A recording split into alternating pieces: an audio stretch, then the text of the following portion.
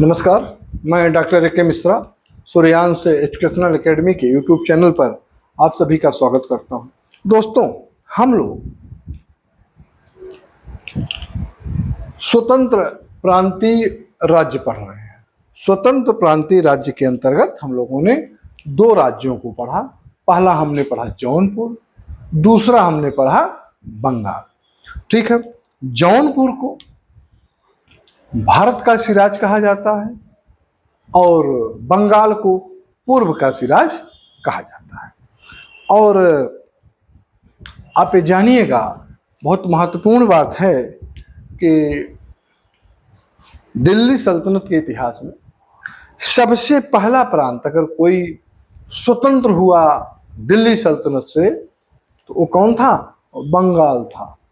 ठीक है, और साथ ही साथ ये जानिए कि बंगाल बहुत देर तक बंगाल पर किसी ने सत्ता स्थापित नहीं कर पाई, दिल्ली सल्तनत में नहीं मिला पाया। वो हमेशा अपना एक अलग बिगुल बजाते हुए स्वतंत्र राज्य की स्थापना करता रहा। ठीक है, अब इसके बाद हम लोग एक बहुत इंपॉर्टेंट राज्य को पढ़ेंगे, किसको? कश्मीर को। ठीक है, तो आइए हम लोग कश्मीर को देखते।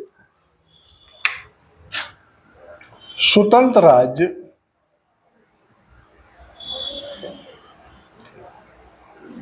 कश्मीर या कश्मीर।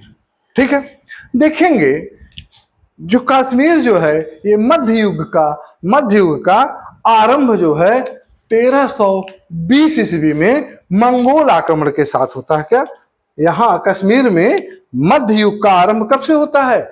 मध्य युग का आरंभ जो है 1320 ईस्वी से होता है। 1320 ईस्वी से मध्य युग का आरंभ होता है। किसके? मंगोलों के आक्रमण से। किसके? मंगोलों के आक्रमण से।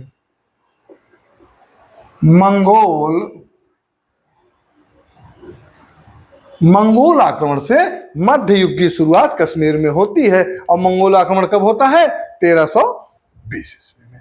ठीक है, आप देखेंगे इससे पूर्व जो है मीर कासिम व महमूद गजनवी ने दो बार, कौन कौन? मीर कासिम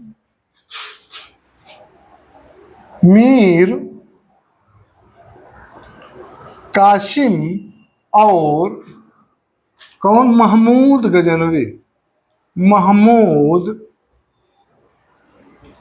गजनवी ने कश्मीर पर दो बार आक्रमण करते हैं। कब? पहला आक्रमण होता है 1015 में, तो वहीं दूसरा आक्रमण होता है 1021 में।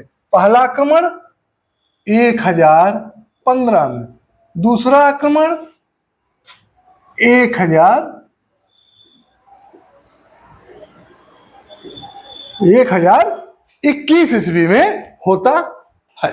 ठीक है, आप देखेंगे कि कश्मीर को विजित करने का प्रयास ये दोनों लोग करते हैं। कौन कौन? मीर कासिम और महमूद गजनवी। ये दोनों लोग कश्मीर पर विजय प्राप्त करने का या कश्मीर पर विजय प्राप्त करने का भरसक प्रयास करते हैं। लेकिन आप देखेंगे कि 1286 ईस्वी में सिंहदेव, कौन? 1286 ईस्वी में सिंहदेव 1286 ईस्वी में सिंहदेव ने एक पुराने हिंदू राजवंश के अंतिम शासक को मारकर क्या करता है? कश्मीर में एक नए हिंदू राज्य की स्थापना करता है। नए हिंदू राजवंश की स्थापना कौन करता है? सिंहदेव। कब करता है? 1286 ईस्वी में। ठीक है, आप देखेंगे कि सिंहदेव जो है 1286 से लेकर 1301 ईस्वी तक क्या करता है? 1301 ईस्वी तक शासन करता है। ठीक है, इसके बाद आप देखेंगे इसका एक भाई है, कौन? सुहादेव। कौन? इसका एक भाई है सुहादेव। ये क्या करता है? सुहादेव जो है 1301 ईस्वी में जो है क्या करता है? गद्दी पर बैठता है। ठीक है, आप देखेंगे कि सुहादेव का जो शासनकाल है, सुहादेव का शासनकाल कब तक? सुहादेव का शासनकाल 1320 ईस्वी तक। कितना? 1320 ईस्वी तक। अब ध्यान दीजिएगा 1320 ईस्वी क्या है? 1320 ईस्वी मंगोल आक्रमण है।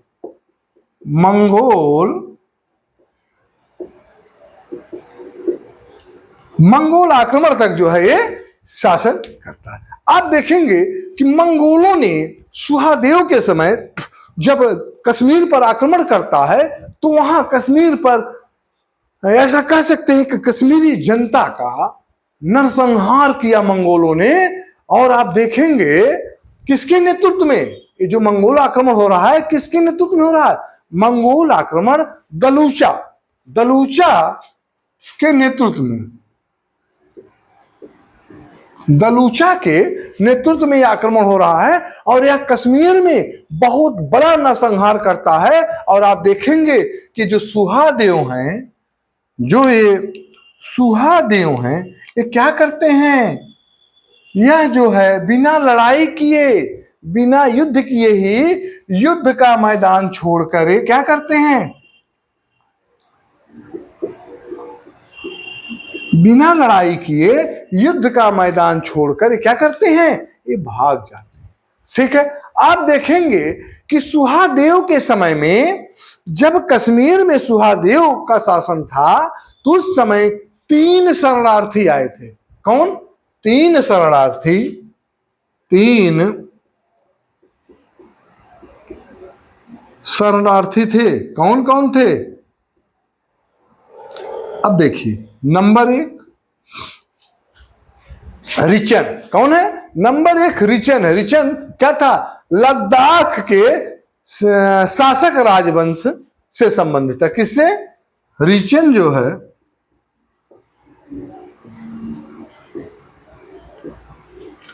लद्दाख के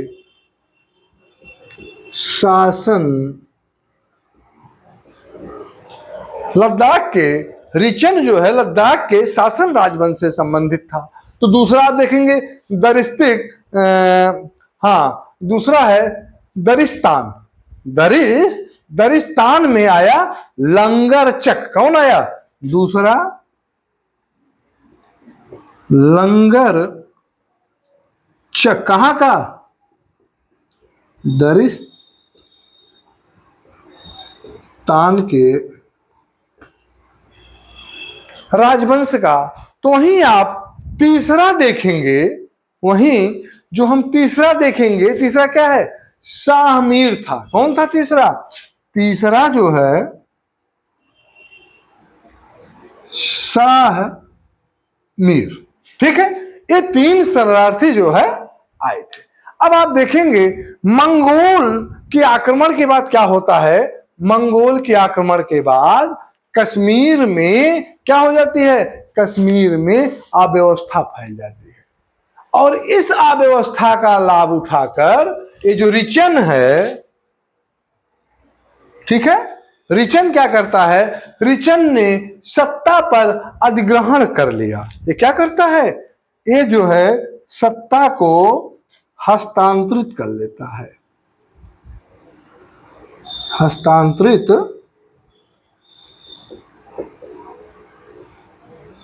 कर लेता है। किसका? अव्यवस्था का लाभ उठाकर। अब देखेंगे सुहादेव के ये जो है किसका अधिकार हो जाता है? रिचन का। अब सुहादेव का एक चचेरा भाई है। कौन है? उदयन देव। सुहादेव का चचेरा भाई है उदयन देव। अभी उदयन देव क्या करता है? उदयन देव ने 1323 ईस्वी में उदयन देव 1323 ईस्वी में क्या करता है, रिचन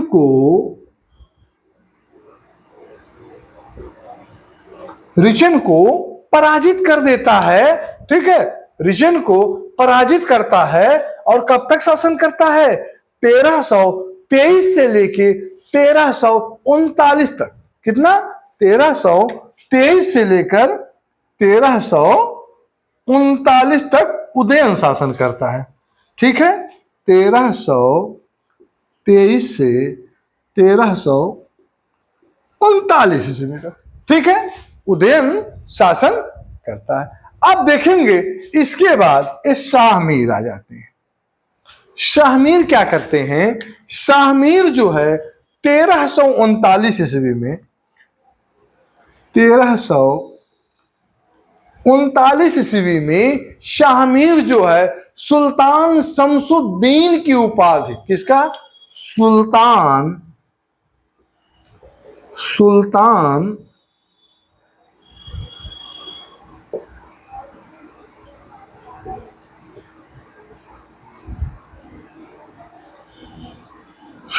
शमसुद्दीन की उपाधि, कौन, शाहमीर। शाहमीर जो है सुल्तान शमसुद्दीन की उपाधि धारण करके 1339 ईस्वी में क्या करता है, 1339 ईस्वी में कश्मीर की गद्दी पर बैठ जाता है। ठीक है, अब आप देखेंगे कि जब ये कश्मीर की गद्दी पर बैठता है तो क्या करता है, यह करता है कश्मीर में जो है शाहमीर राजवंश की स्थापना करता है। कश्मीर में क्या करता है,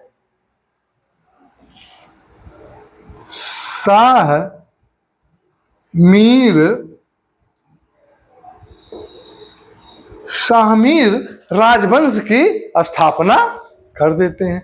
अब देखेंगे कि यह शाहमीर जो है कश्मीर का प्रथम मुस्लिम शासक था।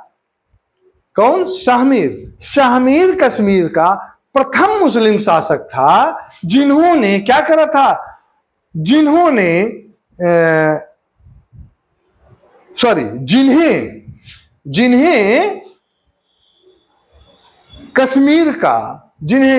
कश्मीर का या आप कह सकते हो कश्मीर में शाहमीर राजवंश का वास्तविक संस्थापक माना जाता है। किसको, शाहमीर को कश्मीर में शाहमीर राजवंश का वास्तविक संस्थापक माना जाता है।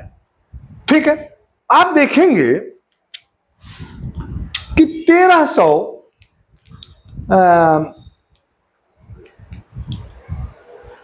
जैनुल आबदीन को पहले आप जानिए। शाहमीर के बाद और भी अनेक राजा होते हैं, अभी मैं बताऊंगा, लेकिन चूंकि अभी जैनुद्दीन सबसे इंपॉर्टेंट है, पहले उनके बारे में जान लो।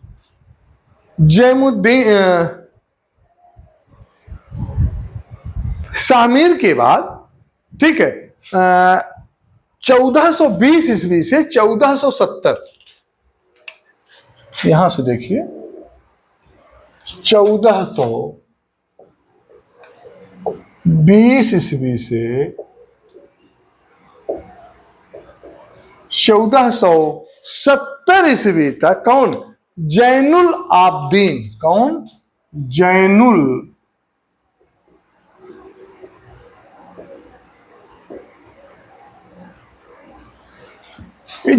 आबदीन क्या करता है, जैनुल आबदीन जो है 1420 से 1470 ईस्वी तक क्या करता है, कश्मीर पर शासन किया। और इस जैनुल आबदीन को कश्मीर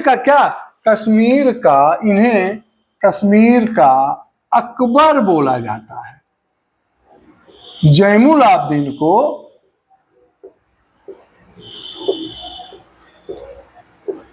कश्मीर का अकबर जो है बोला जाता था।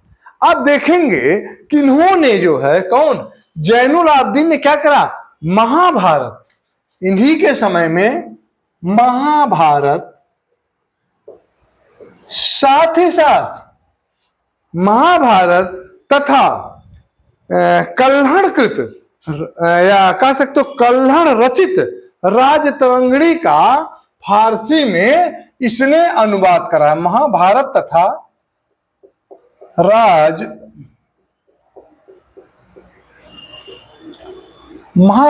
तथा राजतरंगिणी का क्या करता है, फारसी में अनुवाद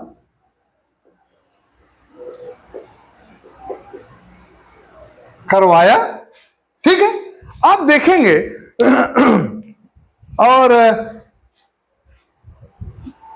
तथा एक है सिकंदर। सिकंदर को कश्मीर का औरंगजेब, सिकंदर जिनका शासनकाल जो है 1389 से 1413 ईस्वी तक था। ध्यान दीजिएगा, कौन है,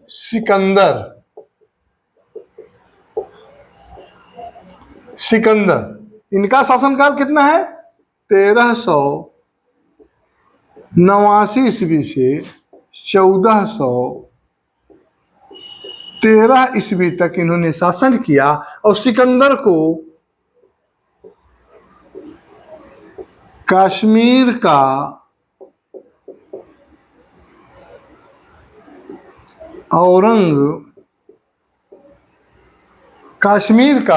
औरंगजेब कहा जाता था। ठीक है, अब देखेंगे कि एक कश्मीरी इतिहासकार हैं, कौन, जोन राज।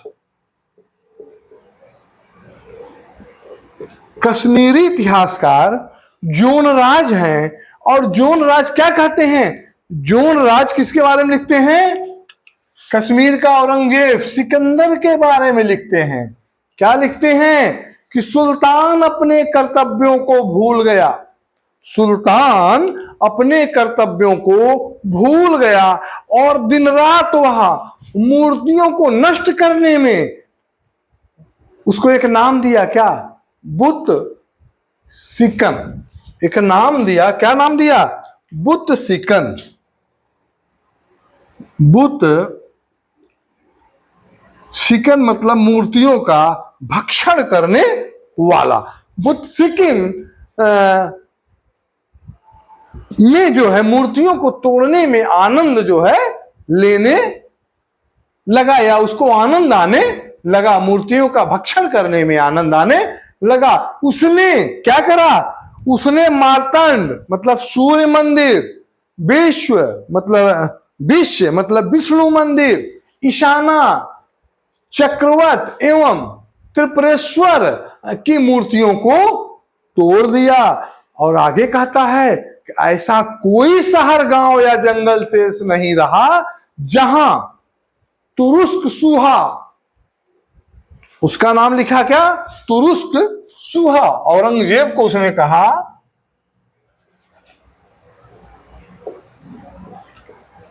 तुरुस्क सुहा मतलब कि सिकंदर। तुरुस्क सुहा, ऐसा कोई गांव, शहर या जंगल नहीं शेष रहा जहां उसने ईश्वर के मंदिर या भगवान के मंदिर ना तोड़े हो। इसीलिए इसे क्या कहा गया, कश्मीर का औरंगजेब कहा गया। और वहीं आप देखो जैनुल आबदीन को क्या कहा गया, कश्मीर का अकबर कहा गया, क्योंकि ये बहुत क्या था, सहिष्णु था। ठीक है, ये सहिष्णु था, इसलिए इसे क्या कहा गया, कश्मीर का अकबर। इसकी तुलना अकबर से करी गई। ठीक है, आप देखेंगे कि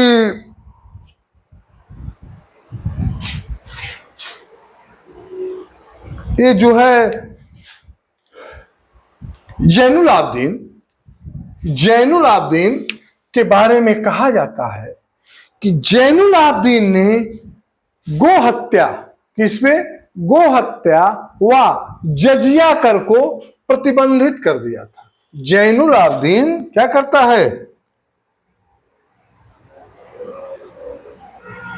गो हत्या तथा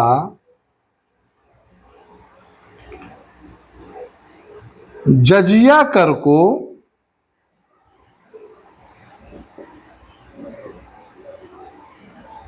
गो हत्या तथा जजिया कर को क्या करता है? प्रतिबंधित किया। आबदीन ने, जैनुल आबदीन ने बुलर, आज भी है बुलर झील, बुलर नामक झील की क्या करा था? बुलर नामक झील जो है, जिसे आप कहेंगे बुलर नामक झील पर एक क्या करा? उसने कृत्रिम झील बनवाया, उसे क्या कहा गया? और वहां जो है कृत्रिम झील जैना लंका बसाया। क्या? कृत्रिम झील बुलर झील पर, बुलर झील पर एक जो है क्या बसाता है?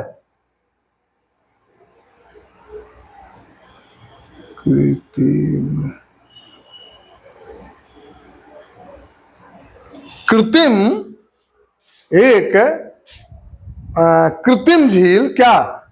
द्वीप, सॉरी झील बार बार दिमाग मारा, कृत्रिम द्वीप। नाम क्या दिया?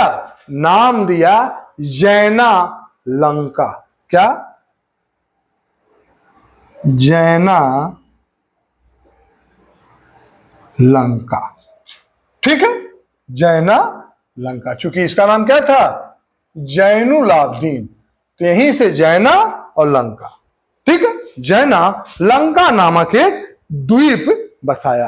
आप देखेंगे कि यह जो है जैनुल आबदीन कुतुब, किस नाम से? कुतुब उपनाम से। क्या? कुतुब उपनाम से, कुतुब उपनाम से क्या कर रहा है? कुतुब उपनाम से कई कविताएं लिखी। क्या? कई कविताएं। साथ ही साथ उसका एक ग्रंथ है। क्या?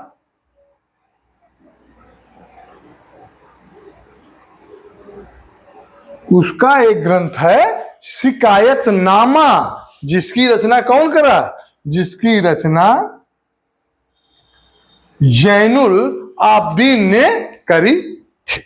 ठीक है, आगे आप देखेंगे जैनुल आबदीन क्या करता है? जैनुल आबदीन ने समरकंद में कागज बनाने का कार्य आरंभ कराया था। कहां? समरकंद में, समरकंद में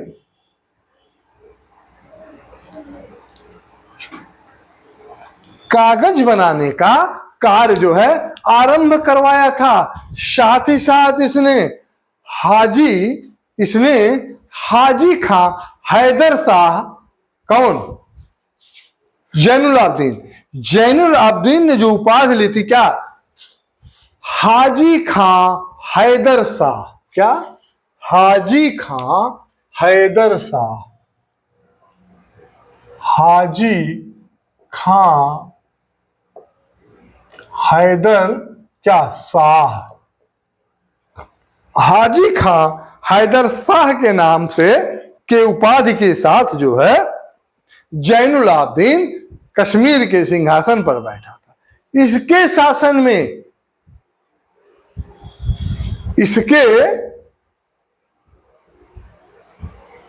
सॉरी यहां मैं थोड़ा गलत बोल दिया, ध्यान दीजिएगा।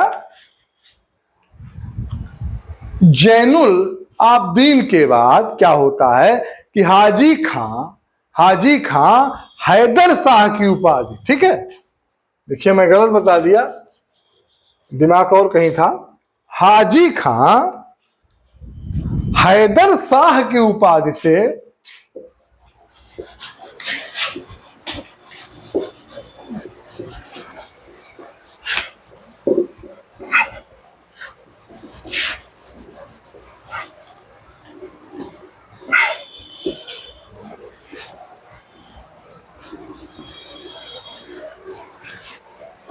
अब देखेंगे कि जैनुल आबदीन के बाद कौन? हाजी खां। हाजी खां जो है हैदर शाह, हैदर शाह की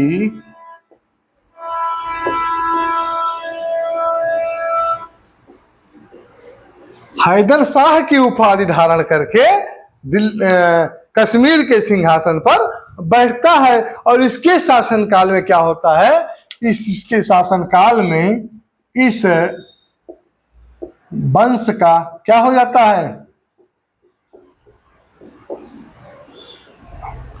अंत हो जाता है। ठीक है, अब आगे हम लोग देखेंगे कि 1540 ईस्वी में 1540 ईस्वी में क्या होता है? 1540 ईस्वी में चाको, कौन?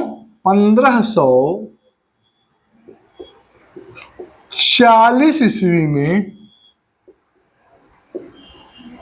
चाको, 1540 ईस्वी में चाको ने कश्मीर पर शासन आरंभ किया।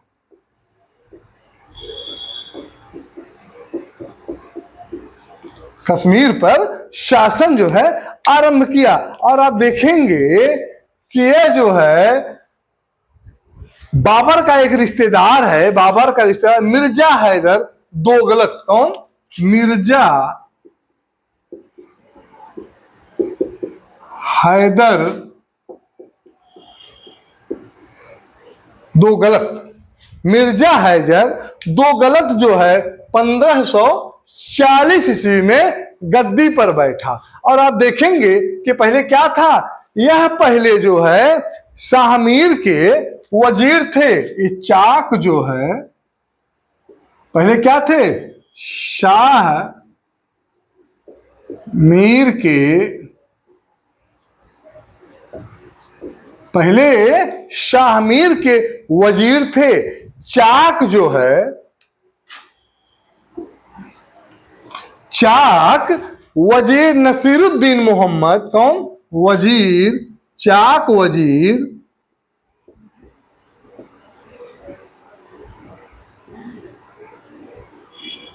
चाक वजीर नसीरुद्दीन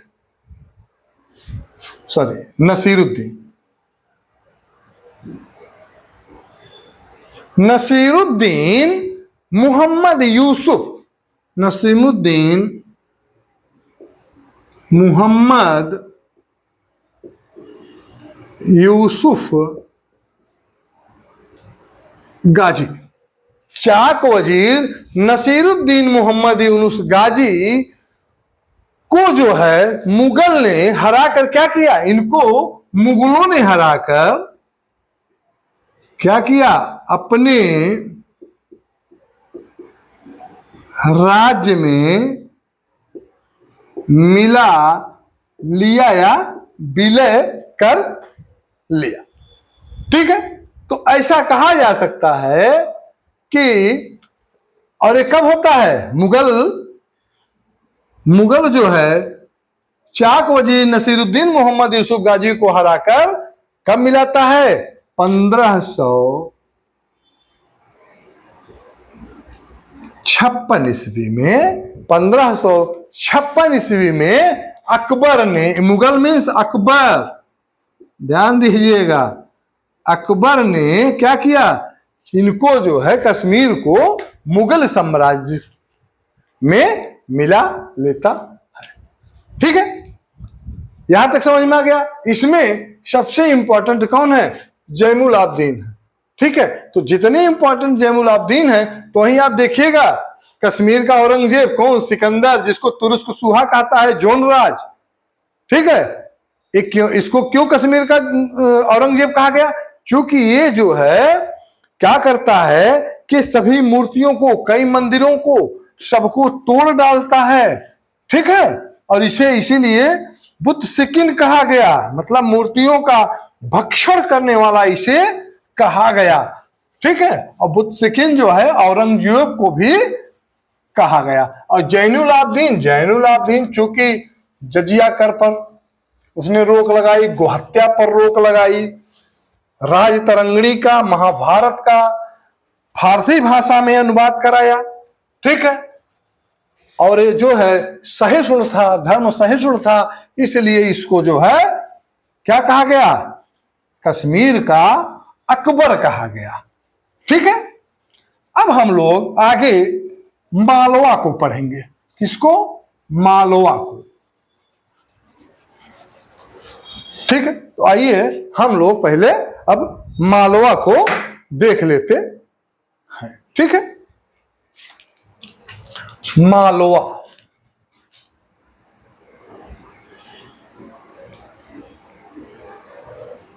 मालवा, ठीक है।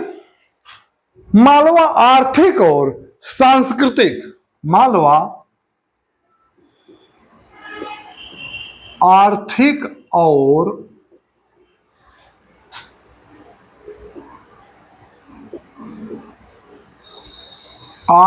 और सांस्कृतिक दृष्टि से क्या था? आर्थिक और सांस्कृतिक दृष्टि से बहुत समृद्ध राज्य था, बहुत समृद्ध राज्य था, ठीक है। अब देखेंगे चूंकि यह नर्मदा और ताप्ती नदियों के बीच में, किसके? नर्मदा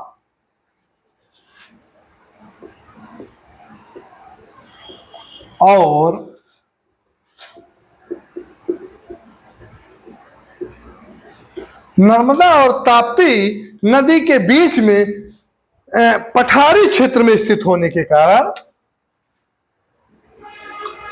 पठारी क्षेत्र में स्थित होने के कारण क्या था? इसका जो है बहुत ही सामरिक महत्व था, इसका बहुत सामरिक महत्व था। इसी कारण तुर्की विजेता, कौन? इसी कारण, क्योंकि इसका बहुत सामरिक महत्व था, इसी कारण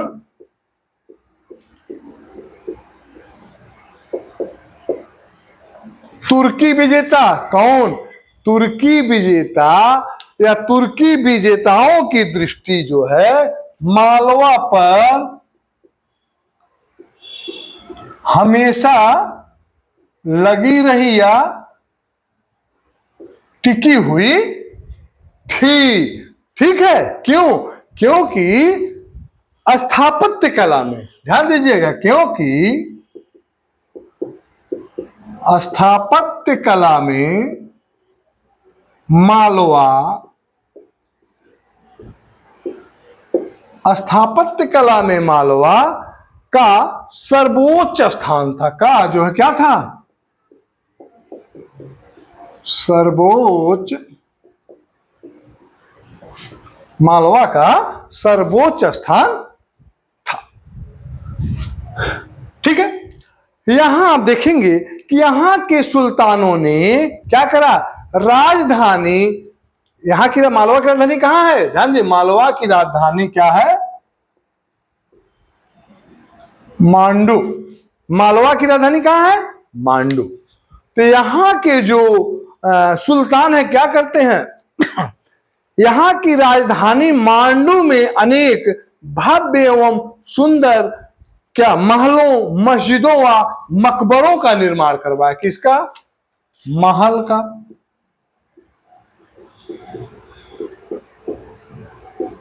मस्जिद का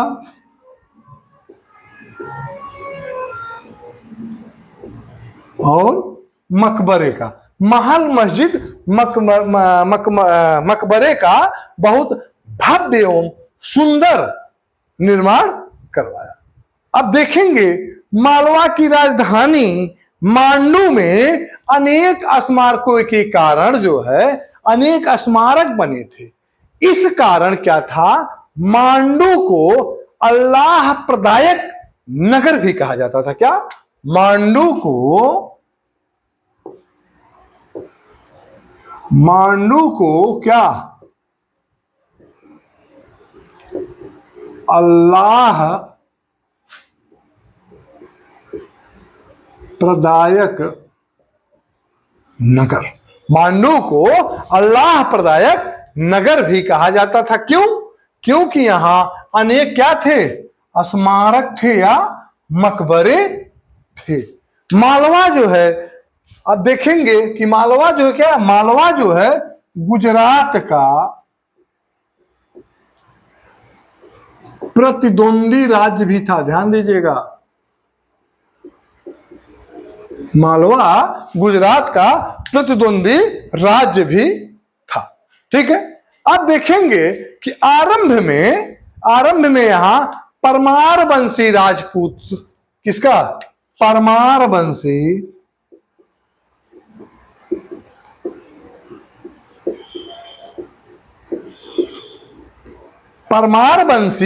राजपूत राजाओं का शासन था। राजपूत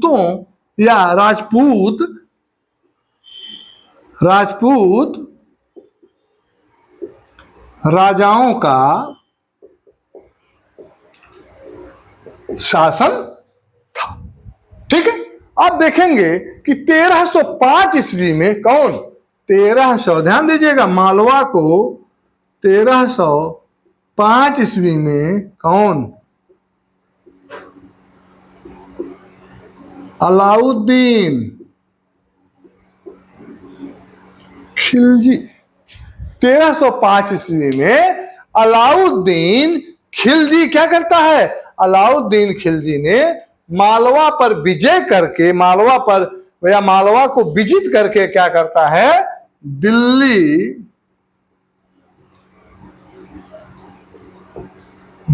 सल्तनत के अधीन इसे मालवा को कर लेता है।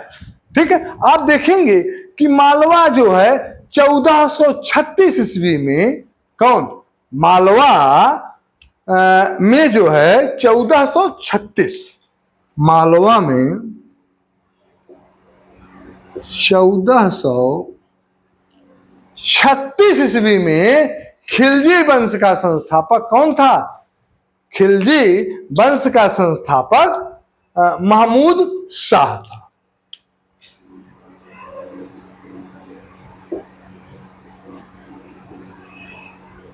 महमूद शाह था। 1305 ईस्वी से 1398 ईस्वी, 1305 ईस्वी से 1398 ईस्वी तक फैली अव्यवस्था का लाभ उठाकर कौन, दिलावर खां गोरी,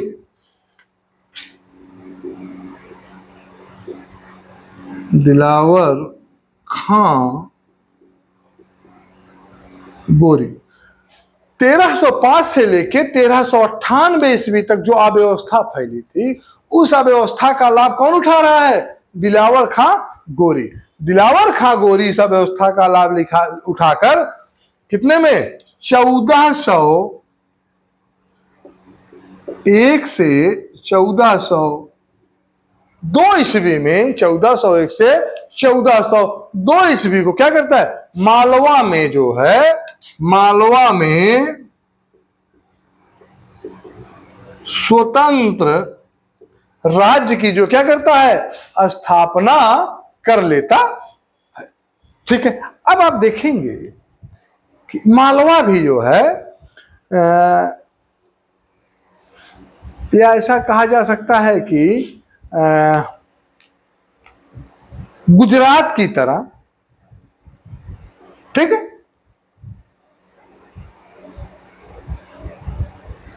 हाँ ठीक है, ऐसा कहा जा सकता है कि कश्मीर की तरह या गुजरात की तरह। अब अगर यहां देखा जाए तो यहां ये देखेंगे कि गुजरात पर किसका अधिकार होता है, अभी मैं पढ़ाऊंगा। गुजरात जो है अंतिम समय क्या होता है, तुगलक वंशों के स्वाधीन हो जाता है। तो यह मालवा भी जो है गुजरात की तरह, मालवा भी क्या होता है, अंतिम तुगलकों के समय में क्या होता है, अंतिम समय तुगलकों के स्वाधीन हो जाता है। ऐसा जो है 1401 ईस्वी में दिलावर खां ने किया, जिसे जो है फिरोज शाह क्या करते हैं, जब दिलावर खां जो है स्वतंत्र राज्य की स्थापना करते हैं, ठीक है, तो क्या होता है कि फिरोज शाह तुगलक इनको उसके पहले ही कितना, फिरोज शाह तुगलक उसके पहले 1300 का ईस्वी में 1390 ईस्वी में ही फिरोज शाह इनको क्या, यहां का क्या बनाया था, यहां का सूबेदार, मालवा का सूबेदार कौन बनाया था, फिरोज शाह तुगलक, ठीक है, मालवा का सूबेदार फिरोज शाह तुगलक को बनाया गया था, ठीक है। आप देखेंगे कि हाँ ठीक है,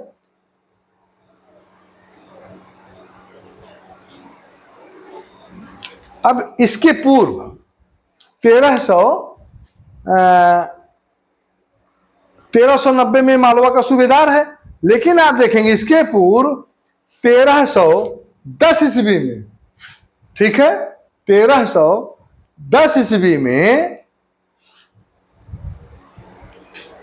ठीक है, 1310 ईस्वी में इसे पुनः क्या करता है, पुनः अलाउद्दीन खिलजी ने मालवा को अपने अधीन कर लिया। पहले कब करता है, दिल्ली सल्तनत में मिला था 1305 में, फिर 1310 में, ठीक है, फिर अपने स्वतंत्र होता, फिर मिला लेता है। आप देखेंगे कि 1405 ईस्वी में जब दिलावर खां की मृत्यु हो जाती है, 1405 ईस्वी में जब दिलावर खां की मृत्यु होती है, तो क्या होता है, दिलावर खां की मृत्यु तथा तैमूर के भारत से लौटने के पश्चात दिलावर खां का पुत्र कौन, अलप खां, कौन, अलप खां, अलप खां, दिलावर खां की मृत्यु 1305 ईस्वी में होती है। दिलावर खां की मृत्यु के बाद अलप खां क्या होता है, अलप खां हुसंग शाह की उपाधि धारण करके, किसका, हुसंग शाह, हुसंग शाह की, हुसंग शाह की उपाधि धारण करके क्या करता है, मालवा का सुल्तान बनता है, ठीक है। आप देखेंगे उसने अपनी राजधानी को क्या करता है, थार, पहले से राजधानी की मालवा कहां, थार है, थार से कहां स्थापित करता, मांडू, पहले इसकी राजधानी कहां थी, धार, ठीक है, धार थी। आप देखेंगे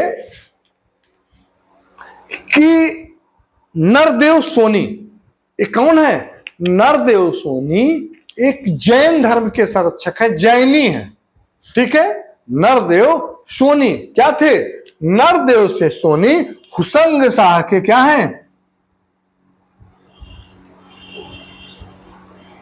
हुसंग शाह के खजांची थे, ठीक है। हुसंग शाह महान विद्वान, रहस्यवादी, सूफी संत शेख बुरहानुद्दीन का क्या था, शिष्य था। और इसके समय में आप देखेंगे, इसके समय में ललितपुर में, कहा, ललितपुर में, ललितपुर में मंदिर का निर्माण भी हुआ था, ठीक है। 1435 ईस्वी में अलप खां की मृत्यु हो जाती है, कब, 1435 ईस्वी में, 1435 में जब अलप खां की मृत्यु होती है, तो उसका पुत्र कौन, अलप खां का पुत्र कौन, गजनी खां, अलप खां का पुत्र कौन है, गजनी खां, गजनी खां। अब आप देखेंगे कि जो गजनी खां है क्या करता है, गजनी खां मुहम्मद शाह की उपाधि धारण करके, किसका, मुहम्मद शाह की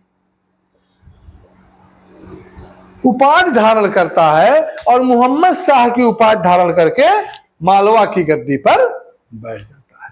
लेकिन आप देखेंगे कि एक अयोग्य शासक सिद्ध होता है। ये कौन? गजनी खां, जो मोहम्मद शाह की उपाधि से मालवा की गद्दी पर बैठता है, यह एक अयोग्य शासक सिद्ध होता है। इसकी अयोग्यता के कारण जो है उसका जो वजीर है क्या करता है, उसे अपदस्थ कर देता है और अपदस्थ करके क्या करता है, महमूद शाह की उपाधि धारण करके गद्दी पर बैठ जाता है। ये क्या? ये मोहम्मद शाह की धारण करता है और इनका वजीर जो है किसका? महमूद शाह। इनको अपदस्थ कर देता है और वो क्या करता है, मालवा की गद्दी पर बैठ जाता है। ठीक है। अब देखेंगे कि मोहम्मद शाह महमूद शाह जो मालवा की गद्दी पर बैठता है, वो क्या करता है, वह जो है 1436 ईस्वी में मालवा में खिलजी वंश की नींव डाली। कौन? महमूद शाह। महमूद शाह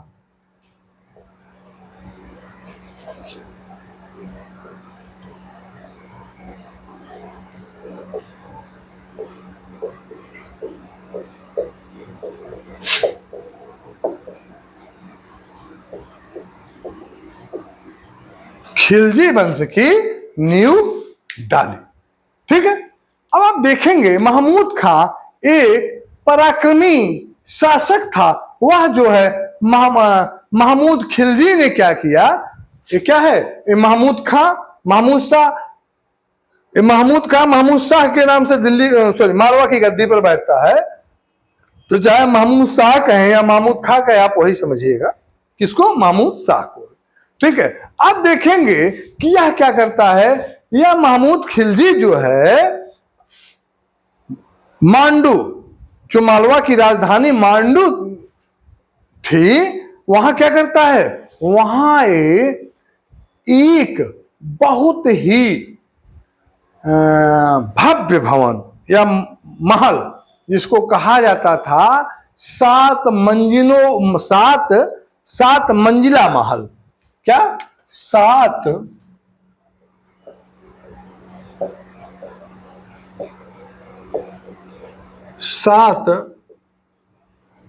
मंजिला महल का क्या करता है, निर्माण जो है कराता है।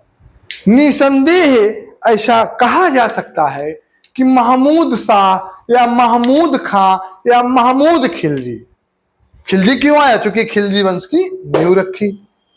ठीक है। वो दिल्ली सल्तनत का खिलजी है, खिलजी दोनों अलग है, उससे मत को रिलेट करिएगा। ठीक है।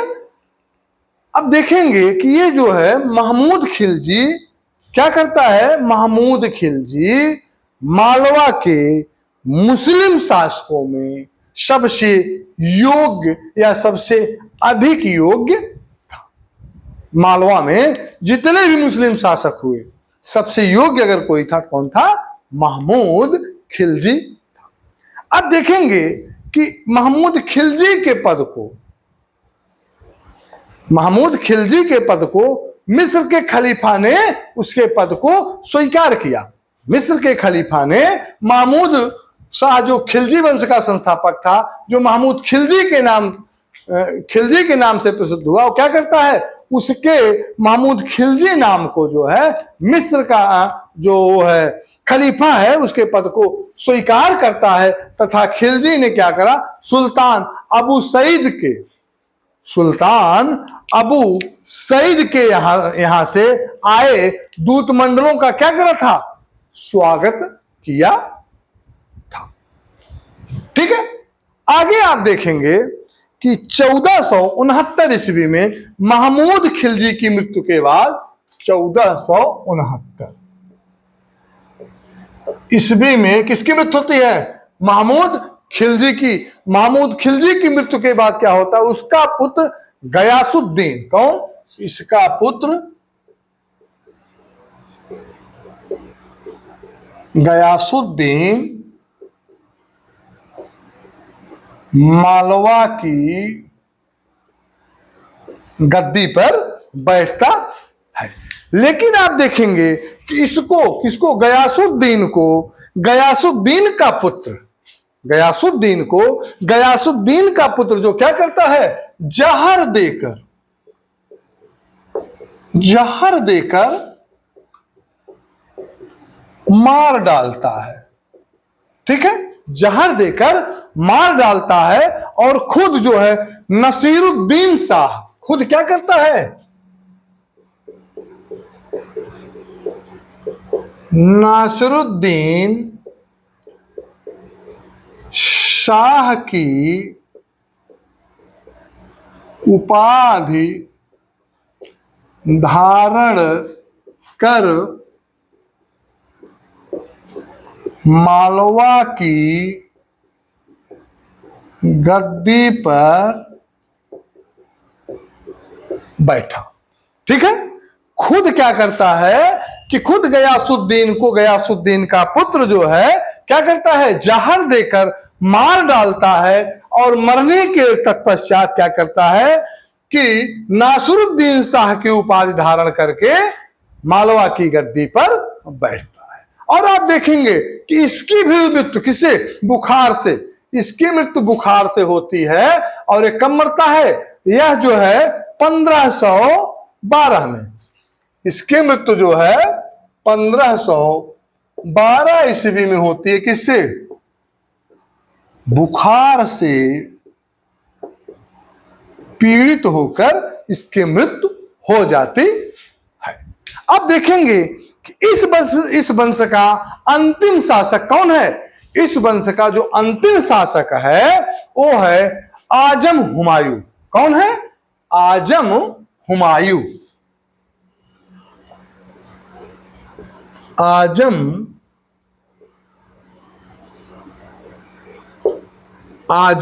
हुमायूं। आजम हुमायूं क्या करता है, आजम हुमायूं महमूद शाह द्वितीय, अपने आजा महमूद शाह की उपाधि लेता है और इसमें जोड़ देता है द्वितीय।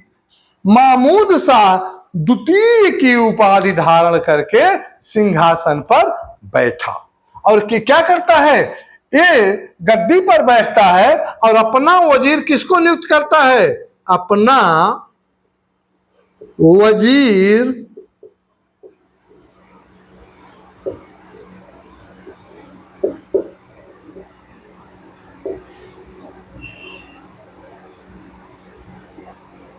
वजीर मेदिनी राय को नियुक्त करता है। ठीक है, आप देखेंगे कि गुजरात के बहादुर शाह ने, ठीक है, गुजरात के बहादुर शाह कौन है, गुजरात अभी हम पढ़े नहीं, बाद में पढ़ेंगे। गुजरात के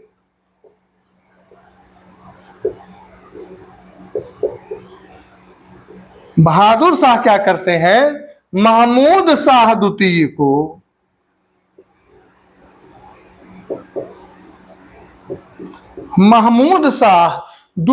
को युद्ध में परास्त करके उसकी हत्या कर देते हैं तथा क्या करते हैं, मालवा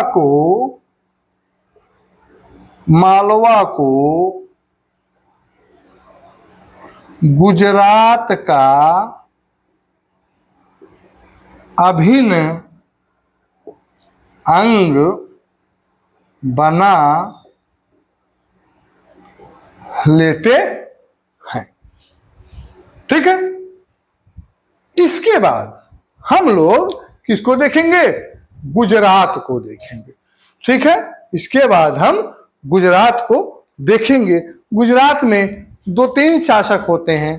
ठीक है, चूंकि आप देखेंगे कि गुजरात क्या है, गुजरात पश्चिम भारत का एक समृद्ध राज्य है। गुजरात पश्चिम भारत का एक समृद्ध राज्य है और उसकी समृद्धि ने तुर्की आक्रमणकारी उसकी समृद्धि से नाखुश होके, ऐसा कह सकते हो, उसकी समृद्धि से नाखुश होके या उसकी समृद्धि के या उसके वैभव को देख करके तुर्की आक्रमणकारी सदैव उसकी तरफ आकृष्ट होते रहते थे। और आप देखेंगे कि 1025 से 1026 ईस्वी में महमूद गजनवी क्या करता है, महमूद गजनवी शोभनाथ मंदिर, शोभनाथ नामक या शोभनाथ के प्रसिद्ध मंदिर पर आक्रमण करके यहां से अपार धन संपदा ले जाता है और शोभनाथ के मूर्ति को अंग भंग कर देता है, नष्ट कर देता है।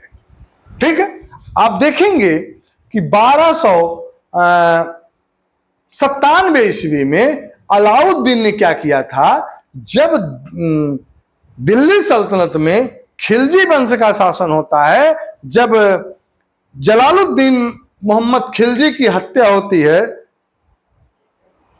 किसके द्वारा, अलाउद्दीन खिलजी द्वारा। ठीक है, नहीं फिरोज शाह खिलजी, देखिए दिमाग कहीं और जा रहा है। जब अपने चाचा की हत्या अलाउद्दीन खिलजी करता है, उसके बाद खिलजी वंश का राजा होता है, वो क्या करता है, वो 1297 ईस्वी में गुजरात पर आक्रमण करके उसको दिल्ली सल्तनत में मिला लिया था। और उसी समय से लेकर तैमूर आक्रमण तक, उसी समय से लेकर तैमूर आक्रमण तक गुजरात क्या था, गुजरात दिल्ली सुल्तानों के अधीन था। ठीक है, आप देखेंगे इस पर हम लोग, गुजरात पर हम लोग बाद में चर्चा करेंगे, लेकिन इतना जानिए कि अहमद शाह, जिनका जो शासन काल है 1411 ईस्वी से 1442 ईस्वी तक, 1411 ईस्वी से 1442 ईस्वी तक है, वो क्या है, वह अहमद शाह है। अहमद शाह स्वतंत्र प्रांतीय राज्य के अंतर्गत गुजरात राज्य का वास्तविक संस्थापक माना जाता है। और आप देखेंगे कि यह जो अहमद शाह है, ये बहुत एक साहसी युद्धप्रिय शासक था। उसने अपने पूरे शासनकाल में केवल युद्ध करता रहा और कभी पराजय का मुंह नहीं देखा था। इस पर हम लोग कल चर्चा करेंगे। बस आज इतना ही। बस आप लोगों से मेरा निवेदन है कि मेरे इस वीडियो को अधिक से अधिक शेयर करिए, लाइक करिए, सब्सक्राइब करिए, लोगों तक इस कंटेंट को पहुंचाइए, जिससे कि आने वाले आरओ, यारो, यूपीपीएससी या टीजीटी, पीजीटी, जितनी भी आगामी परीक्षाएं हैं, इस कंटेंट के माध्यम से प्रतियोगी छात्र लाभान्वित हो सके। इन्हीं शब्दों के साथ बहुत बहुत धन्यवाद।